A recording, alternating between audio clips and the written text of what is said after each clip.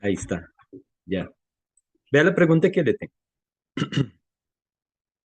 Si usted estuviera en un desierto y solo tiene en ese momento un lapicero, una hoja de papel y una botellita,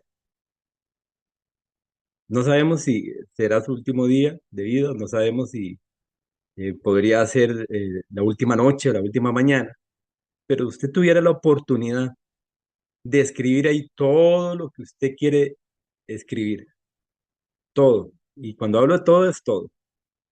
Hablemos de, por ejemplo, que usted quiere escribir su último pensamiento, quiere dejarle una nota a alguien, quiere, lo voy a decir así, quiere como decirle a ciertas personas ciertas cosas que tal vez nunca se las dijo, ¿verdad? Como sacándose el clavo, como diciendo, bueno, si esta es mi última oportunidad de vida y si alguien encuentra esta botella con esta nota que tengo aquí, van a decir, eso era lo que pensaba, eso nunca lo dijo. ¿Qué escribiría usted ahí? Imagínese, yo me los imagino a todos y a todas ahí en su casa diciendo, ¿qué escribiría? Si se encontraran esa botellita a alguien, ¿qué se encontrarían? Su, su mejor pensamiento, su pensamiento más difícil, algo que tal vez algún día quiso contar, pero no tenía la oportunidad o las fuerzas o el ánimo, pero ahí tiene la posibilidad de usted escribir todo. ¿Ya? Yo hice este ejercicio hace mucho tiempo. No me fue muy bien en ese momento que lo hice. Si lo hiciera ahora, posiblemente algunas cosas ya cambiarían, pero usted se puede desahogar, escribir y decir todo. Va a hacer una pausa de unos 5 segundos para imaginarme los que están escribiendo ahí. Uy, qué buena pregunta esa, ¿verdad? ¿Qué escribiría? ¿A quién le escribiría? ¿Qué es lo que escribiría ahí de mí? Diría algunas cosas que tal vez en vida no los hubiera dicho o alguna situación o algún pensamiento que quizá necesitaba decirlo y que quede ahí, por si alguna vez alguien se lo encuentra, ¿verdad? Esa es la pregunta. Como usted estaba en un desierto, porque esa era la imagen, la intención es que usted estaba en el desierto y lo único que tenía era su lapicero, su hoja y su botellita. eh, es interesante lo que sucede en los desiertos, ¿verdad? Los desiertos son muy particulares. Estaba ahí medio estudiando un poco, no he tenido el privilegio nunca de estar en un desierto, así es que lo que voy a ver es como muy pobre para lo que es. Los que han tenido tal vez la experiencia de estar en un desierto tendrían más fuerza, pero por lo general los desiertos son muy particulares. Si usted estuviera en un desierto, sabe que algunas condiciones del desierto son muy básicas. Por ejemplo, un desierto es de clima seco, de poca lluvia, no hay mucha agua, las temperaturas cambian, son altas, en otros desiertos hasta son frías en las noches, el suelo es árido, hay mucha erosión. Interesante porque la palabra en el original, el Midbar, describe mucho al desierto como esas cualidades geográficas. Pero le comentaba Elmer que hay una excepción que hace esa palabra. Y dentro de ese mismo concepto, la palabra original también mete el concepto de soledad. Y creo que el concepto de soledad sí es muy conocido. Entonces se asocia mucho la soledad con el concepto del desierto, ¿cierto? Por eso es que hice el ejercicio, porque casi siempre un desierto es como aquel lugar donde el panorama no es muy tan bonito o nada bonito o muy cambiante. Entonces, llévense en eso en el pensamiento. Imagínense ustedes sentados en el desierto con esas herramientas que le dije que tenía y con esas condiciones que un desierto tiene. ¿Qué escribiría? Por lo general, asociamos un desierto simbólicamente, ¿verdad? Simbólicamente en nuestra condición moderna de iglesia, por decirlo así, no sé si sería lo correcto decirlo, pero hemos asociado simbólicamente los desiertos con procesos, ¿cierto? Con circunstancias adversas, pruebas o cambios abruptos en las vidas de nosotros, ¿verdad? Es muy común escuchar a las personas, o tal vez incluso nosotros lo hemos dicho, es que ahorita me siento como en un desierto, ¿verdad? Es que ahorita siento que estoy pasando un desierto. Siento que ahorita, está todo desolado o estoy pasando alguna situación difícil que es muy parecido eso. Es un simbolismo, ¿verdad? La Biblia trata el desierto en su manera natural, pero también ahí sucedieron muchas cosas importantes dentro de los desiertos, ¿verdad? Por ejemplo, el pueblo de Israel, lo primero lugar que sale es un desierto y tiene que caminar por el desierto. Entonces, es un lugar muy particular. Nosotros, bueno, los ticos no tenemos desiertos, entonces no tenemos esa continua experiencia, pero los que han ido a desiertos sienten que, mira, esos procesos simbólicos a veces son como muy parecidos. Pero ahorita el entender un poco que los procesos que pasamos nosotros pueden estar un poco relacionados al concepto de desierto no es nada como descabellado, por decirlo así. Para algunos es.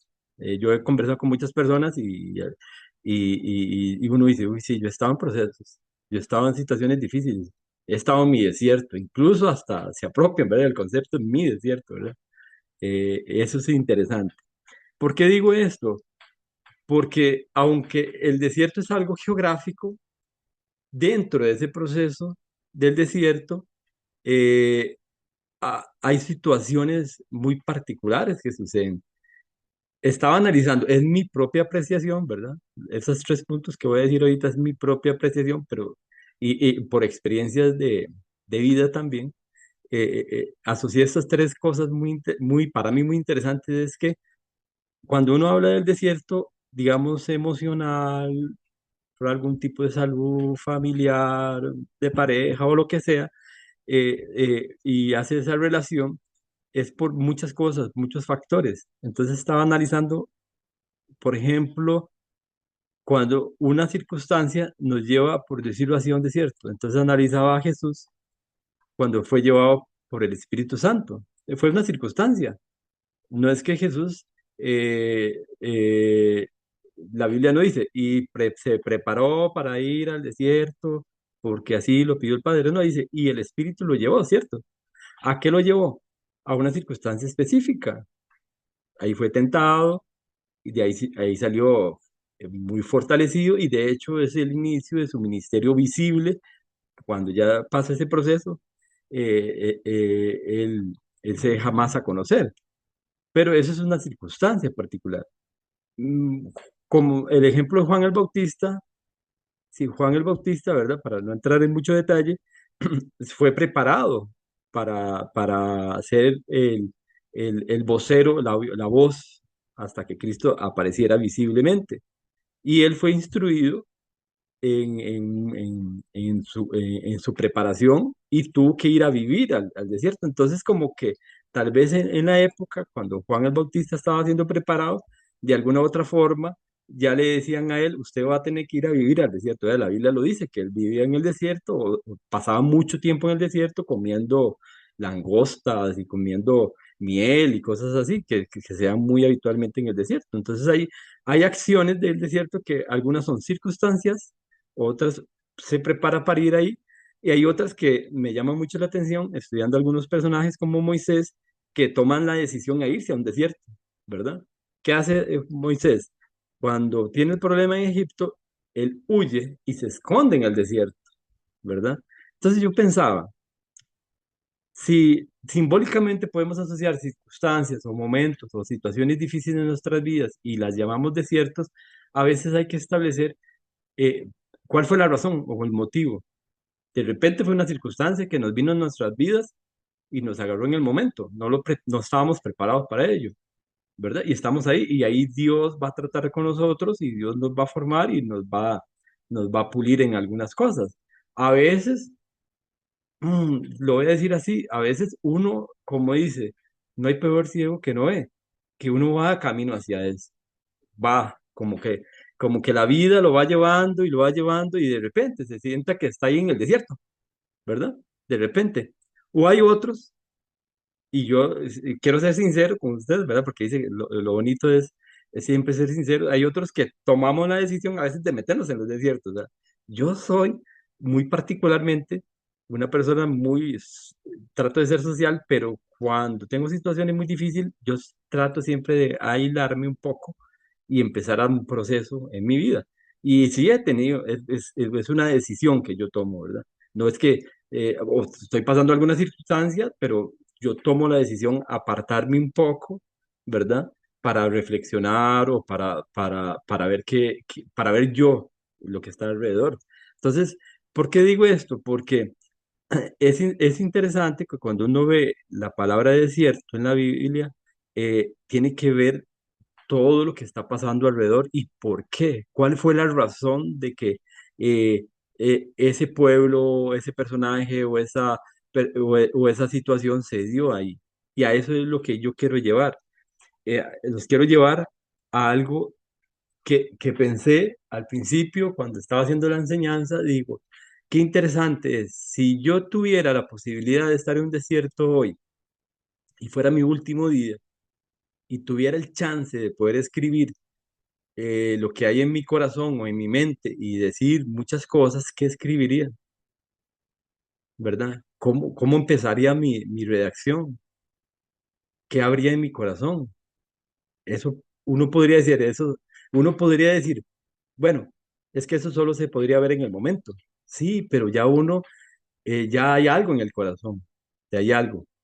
Y hasta que esté en ese momento de aislamiento, de soledad, de situaciones difíciles, es cuando uno se da cuenta de lo que realmente hay en el corazón, ¿verdad? Lo que realmente uno eh, tiene en la mente y tiene en su pensamiento. Y entonces me aboqué a buscar un ejemplo en la Biblia y entonces tomé un pasaje, voy a decirlo así, a mi estilo, lo metí en la botella, ¿verdad? Y vamos a hacer la dinámica de que nos encontramos ese pasaje, de un personaje que se escribe de él. Pero ¿qué pasaría si él hubiera hecho eso? Y dice, "Ah, voy a dejar escrito esto, para que si alguien lo encuentra algún día, sepa lo que estaba pensando". No, eso no pasó en la Biblia. Pero si fuera así, si encontráramos un pasaje en una botella y leyéramos el contenido, ¿qué nos diría? Aunque no estoy tan alejado de la realidad, porque existen los manuscritos que fueron encontrados en vasijas, ¿verdad? Ajá, cierto. Y entonces ahí alguien guardó un día eso. Digo, tengo que guardar esto que escribió otro, aunque no es mío, pero lo escribió otro, pero pues, alguien tiene que saber lo que pensaba.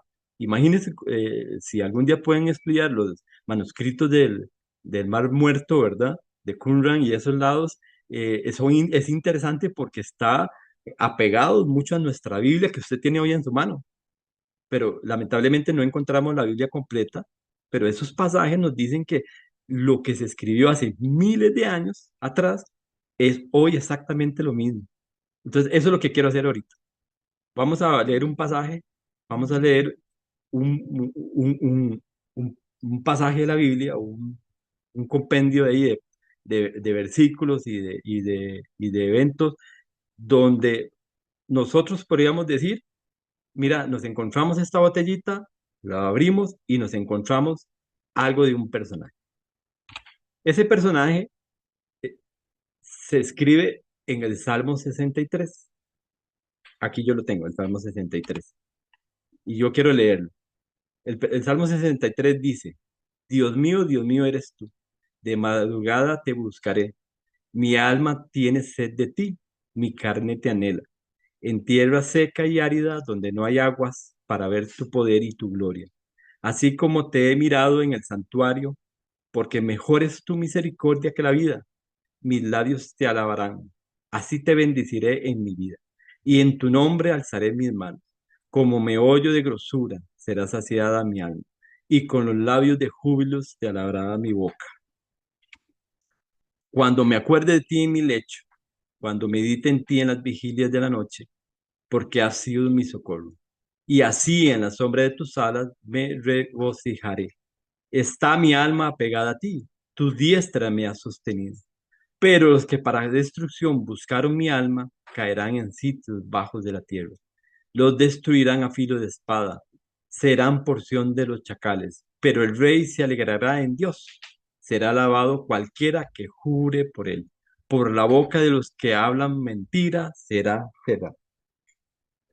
Imaginémonos, ¿verdad? En esa imaginación santa que encontramos esta escritura en una botella, ¿verdad? Cerrada con un corcho. Y abrimos y entonces aquí leemos lo que había en el corazón de este personaje. ¿Qué había en el corazón de ese personaje? Qué interesante. El, este salmo empieza diciendo, Dios mío, eres tú. Dios mío, eres tú. Lo primero que ese personaje escribió fue una declaración de pertenencia, diciéndole, les voy a adelantar un poquito, este pasaje está escrito en una circunstancia difícil del autor, en una circunstancia muy difícil, muy complicada, demasiado complicada, en extremo complicada. Era una circunstancia de vida o muerte, como la hemos tenido nosotros. Una circunstancia de decisiones difíciles, una circunstancia de necesidades difíciles, él la tuvo. Cuando él escribe esto, él la escribe en un momento difícil. No lo escribe en un momento de alegría, de gozo, de paz, de tranquilidad, no, sino una circunstancia muy difícil. Al final le voy a decir en qué circunstancia estuvo. Ahorita no se lo quiero adelantar, no le voy a hacer spoiler. Pero lo primero que él declara es una pertenencia. Dios mío, eres tú. En otras versiones dice, tú eres mi Dios. ¿Mm? Vea la declaración con qué empieza. Si yo hubiese escrito algo así, yo digo, Dios, ¿por qué me dejas esto? O Dios, ¿por qué me está pasando esto? ¿Y a dónde estabas tú? ¿Y por qué? ¿Cuántas preguntas le podría haber hecho yo a Dios si estuviera en una situación difícil, como este autor pasó? Quizá le hubiera hecho otros tipos de preguntas, pero cuando leo al principio este salmo, me expresa una pertenencia, como diciéndole a Dios, aquí estoy, en esta soledad, en este frío, en esta sequedad, pero lo primero que mi, mi boca confiesa es que tú eres mi Dios. Y de ahí él arranca a describir momentos o situaciones muy específicas para él e importantes. Vea qué interesante, él dice, de madrugada te buscaré, ¿verdad? Tengo sed de ti, mi carne te anhela. Estoy en tierra seca y árida, no hay agua, pero aquí estoy para ver tu poder y tu gloria, así como te he mirado en el santuario. Es interesante porque hay una analogía de las necesidades físicas, sed, hambre, ¿verdad? Protección, agua, ¿verdad? Que es importante para nuestras vidas. Pero él hace una analogía primero para su vida, diciéndole, sí, aquí estoy, como un desierto, aquí estoy sediento físicamente, pero mi alma tiene más sed. Mi alma es la que necesita tu presencia. Mi alma es la que anhela, anhela que tú estés conmigo. Las circunstancias de la aridez y de la sequedad, donde parece que a cuentagotas me puedo saciar, no puedo, pero yo quiero en lo profundo ver tu gloria y tu poder. Y hace una remembranza de lo que él hacía antiguamente, así como te he mirado en el santuario, porque cuando él escribe este pasaje o este salmo, cuando se escribe este salmo, el autor no lo escribe en la casa, en un sillón o en sus comodidades, lo escribe fuera donde él estaba y lo escribe en un lugar diferente. Entonces anhelaba la presencia de Dios en su vida. Pero me gusta porque cuando dice que de madrugada te buscaré, hemos usado, yo le comentaba a Elmer que hemos usado muchas veces este pasaje para decirnos a nosotros mismos que no está malo lo que voy a decir ni a la iglesia ni a los hermanos, es que usted tiene que levantarse de madrugada porque en la madrugada la presencia de Dios es diferente. No, este hombre escribe en una situación difícil esto, pero él sabía que la necesidad de buscar a Dios en cualquier momento, en cualquier situación, en cualquier tiempo, era importante para él. Aquí el énfasis no es tanto en la madrugada como un aspecto de disciplina espiritual, no, sino el buscar, ¿verdad? Él dice, te busco porque tengo una necesidad profunda en mi corazón y en mi mente, como cuando tengo hambre, como cuando tengo sed, pero yo puedo alimentar mi carne, yo puedo tomar agua, yo puedo ir a buscar eso, yo puedo ir al río o si tengo que caminar tanto para ir a buscar un vaso de agua, lo voy a ir a hacer, pero ¿quién podría saciar mi sed? ¿Quién podría saciar mi necesidad interna? Solo tú, Dios, ¿verdad? Porque ya lo he experimentado. Cuando él dice, he mirado al santuario, es porque había experimentado en ese santuario la presencia de Dios. Y vea qué hermoso, porque él no dice, ay, si estuviera en el templo, si estuviera en la iglesia. No, él dice, yo quiero verlo aquí en la circunstancia difícil. Y eso es lo hermoso. Cuando tenemos un sustento espiritual, sea el lugar donde estemos, sea la condición donde estemos, Dios empieza a alimentarnos a nosotros y nos vamos fortaleciendo. Así como nos fortalecemos físicamente, nos vamos fortaleciendo en lo interno. Y nosotros, los seres humanos, por nuestra naturaleza y nuestra forma de ser, necesitamos alimentarnos internamente. Podemos tener todas las necesidades básicas resueltas físicamente, por decirlo así, pero las internas, solo Dios puede hacerlo, solo Dios lo podría. Entonces, este salmo expresa ese anhelo, son palabras claves, anhelo. Dice acción de buscar. Cuando uno tiene una acción de buscar, es una acción diligente. Como dice el dicho, no espera que el todo le caiga del cielo, es que hay que buscar. Y aun que Dios es un Dios infinito, es un Dios eh, eterno, es un Dios que está en todo lado, a Él, a Él le gusta que nosotros le busquemos. Él no se esconde. Le quiero dar una buena noticia, Dios no se esconde. He oído personas, o tal vez nos ha pasado, que siento, es que siento un silencio de Dios. No, Dios no hace silencio. De alguna otra forma Dios habla. De alguna otra forma. Jesús fue muy pragmático, dijo que hasta las piedras podrían, si quiere, hablar. Pero Dios no se esconde. Y los que hemos experimentado una relación con Dios, sabemos que Él no se esconde, pero que le gusta que le busquemos, porque hay diligencia cuando busquemos, hay un propósito para buscarlo. ¿Sabe cuál es el propósito? Que tenemos seguridad en Él.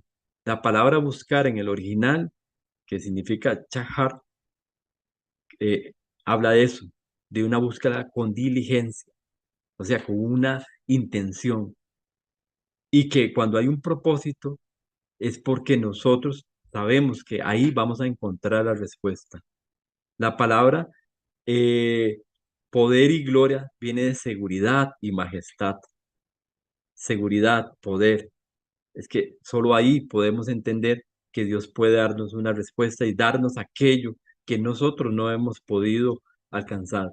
Y gloria es la majestad de Dios. Entonces el escritor estaba diciendo, porque yo quiero ver que cuando te encuentro, esa seguridad y esa majestad que tú estás sosteniéndome, que me estás sustentando espiritualmente en esta necesidad que estoy pasando. Eh, el Salmo sigue diciendo, porque mejor es tu misericordia que la vida. Siempre es interesante esta pregunta, ¿verdad? ¿Por qué es mejor la misericordia que la vida? Y si alguien no tiene vida, entonces no entiende la misericordia, podríamos uno decir, pero no es cierto, porque la misericordia habla de Dios en su pleno amor. La palabra misericordia significa Hesed, y Hesed es una palabra muy amplia y habla del pleno amor de Dios. Es esa misericordia que nos hace completamente. Es la misericordia que nos trae esa paz. La misericordia es lo que nos trae esas fuerzas. Entonces sí entendemos que la misericordia es mejor que la vida, porque nuestra vida, en el momento que el pecado vino a este mundo y embargó y se metió en los corazones de los seres humanos, esta vida es muy cambiante. Esta vida, de repente tenemos buenos momentos, momentos muy felices, momentos muy difíciles, momentos muy agobiantes. Es muy cambiante, pero la misericordia de Dios no es cambiante. Entonces, cuando nuestra vida se refugia en Dios, esa misericordia nos abraza, nos empieza a llenar de su pleno amor, nos empieza a saciar, ¿verdad? Completamente, nos empieza a traer esa paz, esas nuevas fuerzas, nos empieza a abrir la mente, el corazón, nos empieza a tranquilizar. Por eso el escritor habla de que es mejor la misericordia. Les reitero, este escrito está escrito en un lugar muy complicado para del tiempo y espacio y lugar que el autor lo hizo. Y él dice, ¿sabe qué? Dios, estoy mal, estoy a punto de que esto se termine, pero voy a decirlo, sí, si tengo vida, bueno, si la pierdo, bueno, pero tu misericordia es mejor para mí. Por eso yo no voy a no voy a cansarme de adorarte, de alabarte. No voy a cansarme de bendecirte. No voy a cansar de que aunque mis manos estén flaqueadas, las voy a levantar. Porque dice, como meollo y grosura serán saciadas. Meollo y grosura es cosa buena. Eso se traduce como cosa buena. O sea, la cosa buena viene de la misericordia de Dios y sacia mi alma. Y entonces yo puedo seguir alabándote. Yo puedo, en medio de la situación difícil, yo puedo decir, bueno, Señor, un día más, bueno, tu misericordia ha sido buena para conmigo. Aunque esté en este lecho, cuando habla del lecho, posiblemente estaba hablando de la muerte, pero también estaba hablando de de ese impas de vida, de que posiblemente hasta ahí le iba a llegar la vida. Aunque esté ahí, yo me voy a acordar de ti y aunque medite en las vigilias de la noche, también me voy a acordar de ti. Si notan, el escritor narra en la situación difícil lo que él experimenta. Imagínense que es decir que en la botella diga, mira, los últimos tiempos de fulano de tal, vamos a ver qué escribió. ¿Cómo es? Eso es una adoración genuina de corazón. El salmista, para ir dándole forma al personaje, dice, mi socorro ha sido, tú eres mi socorro. Bajo las sombras de tus alas me voy a alegrar. Mi alma está pegada a ti. Tu diestra me ha sostenido. Tres palabras claves que saqué de aquí. Socorro, es Ra, es el que ayuda. O sea, tú has sido mi ayuda. Tú has sido mi ayuda. Dice, y en las sombras, en la protección, en el amparo tuyo, me voy a alegrar.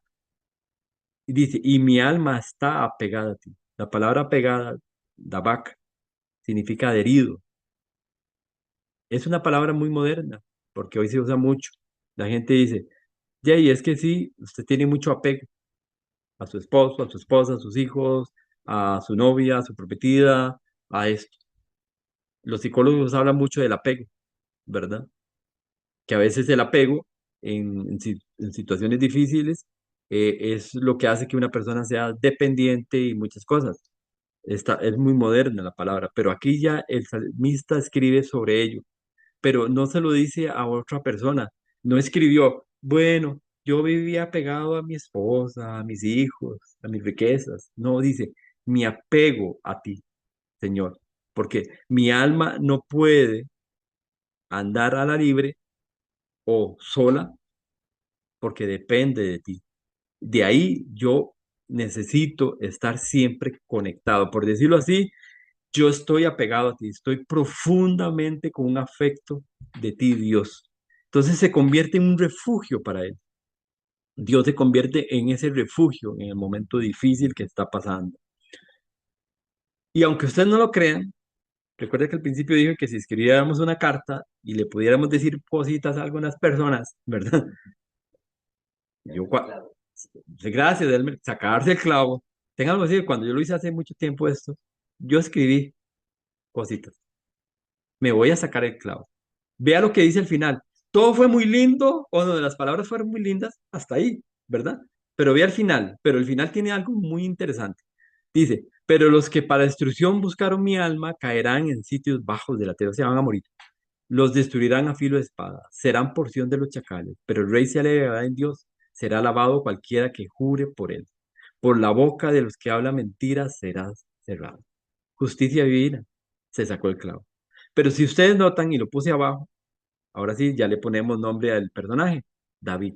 David escribe el Salmo 63 y se lo voy a adelantar. David escribe el Salmo 63 en un desierto, en el desierto de Judá. Ahí lo escribe ese salmo. O por lo menos ahí lo guarda en el corazón y después posiblemente lo haya escrito, ¿verdad? Porque no sabemos, la Biblia no es tan cronológicamente decir, y escribió aquí el salmo, ¿no? Pero de ahí sale ese salmo. Si usted algún día tiene el privilegio de ir al desierto de Judá, diga, aquí el Salmo 63 dio vida. Pero vea qué interesante, aunque estos últimos pasajes, o versos, perdón, del Salmo, hablan ya sobre por qué él escribe este Salmo, lo da a entender, ah, mira, es que seguro lo querían matar, ah, es que le querían hacer daño, pero nota que él no se quita el clavo, no se saca el clavo. Y ahora sí, ojalá que no, él habla, no en primer persona, sino en tercer persona. Los que los destruirán y serán. ¿Por qué? Porque él sabe que si ama a Dios y conoce a Dios y expresó tanto quién era Dios para a él mismo, a ese mismo Dios, le iba a dejar su justicia. No por espada de él ni por mano de él, pero él tenía la fe de que aún aquellas circunstancias difíciles que para él, para el salmista hoy, eran personas que querían destruirlo, Dios también tenía control sobre ellos. ¿Ves? Cuando nosotros estamos simbólicamente en esos desiertos de situaciones difíciles, problemas en nuestra familia, enfermedades o situaciones económicas, tenemos que aprender a que la justicia divina se va a hacer, pero a su estilo, al estilo de Dios. Sí nos cuesta. David, cuando escribe este salmo en el Salmo 63, es mi parecer, no lo dice la Biblia, pero fue como esa carta de despido, diciéndole, si algún día alguien abre esa botella, va a encontrar mi pensamiento, porque él estaba escribiendo su corazón, lo que realmente él estaba pasando en el momento. Él estaba en una situación muy difícil, él vivía en una situación muy complicada. Los enemigos lo estaban persiguiendo para matarlo. Él sabía que él tenía que huir y el lugar donde él fue a huir fue al desierto de Judá. Otra vez tiene que huir. Ya había huido con Saúl, ya ahora tiene que volver a huir otra vez por otra persona que quiere hacerle daño. Pero ahí en medio de ese desierto él describe quién es Dios para él y lo que Dios representa y su esperanza en Dios. Pero también describe que esa causa que está en contra de él, él no puede tomar parte, él tiene que guardar su corazón para que Dios sea el que haga justicia. Él no se alegra por lo que le va a pasar a los enemigos, se alegra en Dios. ¿Notan cómo lo dice? Describe lo que le va a pasar a los enemigos, pero al final dice, porque por la boca, perdón, será, pero el rey se alegrará en Dios. Nunca dice, y el rey se alegrará por lo que le va a pasar a los malos que me están haciendo esto. Creo que ahí tenemos una buena lección que aprender, ¿verdad? Porque cuando nos pasa algo por otras personas, ay, uno dice, si Dios nos diera la posibilidad de quitarnos, de desquitarnos, mm, nada le pasaría a esa persona, ¿es cierto? Pero vea qué lindo que él dice, yo me voy a alegrar, pero en Dios, y que Dios haga su propia justicia. Este es, ya casi para ir terminando un poco, voy a hacer un resumen. Este Salmo 63, David lo escribe, David lo desarrolla en el desierto de Judá. Pero le decía a Elmer, si les cuento la historia de por qué David tiene que huir al desierto de Judá, no me va a dar tiempo. Entonces usted anótese ese pasaje, ese capítulo, 2 Samuel 15 del 1 al 37, y usted verá por qué David tuvo que huir ahí. Se va a sorprender. Si nunca lo ha leído, se va a sorprender. Si lo ha leído, ya sabe de qué estoy hablando. Pero solo tomé dos pasajes de ese capítulo para que usted se vaya con la idea. Dice que David iba a ser perseguido, lo iban a matar. El pueblo de Israel en ese tiempo con David estaba pasando una situación muy difícil. Estaba en caos, estaba en una situación de circunstancias complicadas. A David ya se le iba a venir ese asunto. Es como que David dice, ok, ahí viene. Creo que voy a tener que irme a meter al desierto otra vez. No solo él, sino el pueblo. Dice que el país estaba llorando y que se tuvieron que movilizar a un torrente Cedrón, que es como una montaña muy cercano en la ciudad, y que tuvieron que pasar por el desierto, ¿verdad? Algunos siguieron, pero David se quedó en los vados, que son unos lugares específicos donde sí hay un poco de agua y así, pero siempre es desierto, muy desértico. Y David le dijo al que estaba con él, yo me voy a quedar aquí hasta que venga la respuesta. Creo que ahí en ese impas es donde él escribe el salmo, donde él dice, estoy en un desierto, estoy en una situación difícil, me van a matar, pero no voy a dejar de exaltar y glorificar al Dios de la misericordia. Dios mío, de madrugada te buscaré, no importa el lugar, no importa el tiempo, tú eres mi Dios, tú eres mi Señor, dependo de ti. Mi alma, él no es, el salmo, si usted ve, él no describe, tengo hambre, tengo sed, estoy cansado, mi cuerpo ya no aguanta. No, él dice, sacia mi alma, sacia mi ser interior, sacia mi mente, ayúdame. ¿Por qué? Porque hay un secreto en Dios. Dios nos fortalece de adentro hacia afuera. Cuando empezamos a caminar, ya sea al desierto o cuando el desierto se viene hacia nosotros, o cuando alguna circunstancia nos tira hacia el desierto, tenemos que tener una fortaleza en Dios, prepararnos, porque ahí vamos a estar un tiempo. El desierto es atemporal, es temporal, pero de ahí tiene que salir algo para nosotros que nos fortalezca. De ahí tenemos que salir personas con convicción, con fe, con paz y con tranquilidad y con una mente clara para tomar decisiones. El desierto, por eso decía al principio que simbólicamente hemos determinado el desierto como un lugar complicado y difícil, y sí lo es, porque si yo les preguntara a cada uno de ustedes, ¿usted ha pasado una situación difícil? Sí, y lo puede asociar como un desierto, me va a decir sí, pero cuando usted está con Dios, es pesado el asunto, pero Dios empieza a alimentarnos y a fortalecernos y a darnos esa esperanza para ver su respuesta, su respuesta. ¿Y por qué quise traer este pasaje aquí? Le voy a contar un poquito de... Así, rápido, porque ya estoy con tiempo, ¿verdad? ¿Cómo estamos? 5 minutos, bien.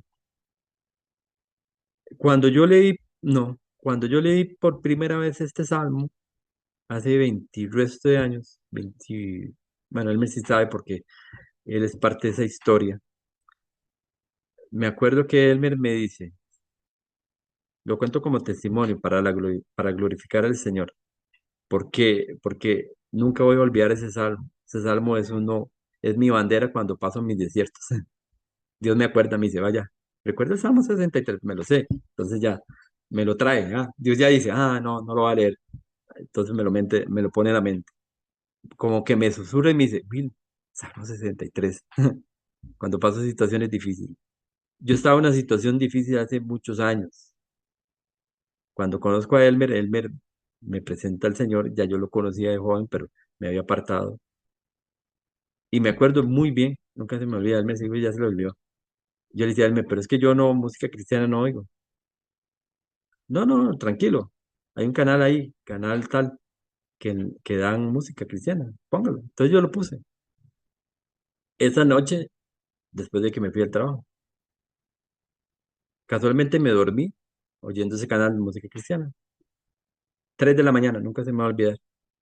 Me levanté y estaba la canción de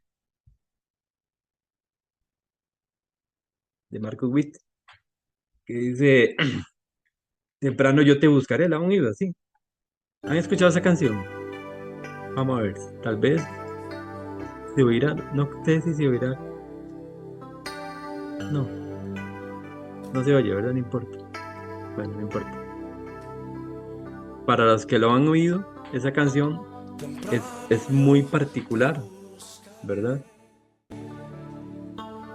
Esa canción habla de ese salmo, literalmente. Bueno, eh, eh, una letra de música, pero está basado en ese salmo. A mí me gusta porque yo no lo conocía, yo no conocía ese salmo. Y no sé si ahí sigue, ahí sí se oye, ¿verdad?